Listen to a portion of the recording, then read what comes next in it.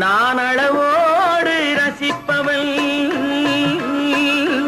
எதையும் அளவின்றி கொடுப்பவள், அன்பின் அழகோடு தழுவி உறவோடு பழகி உயிராக நினைப்பவள்.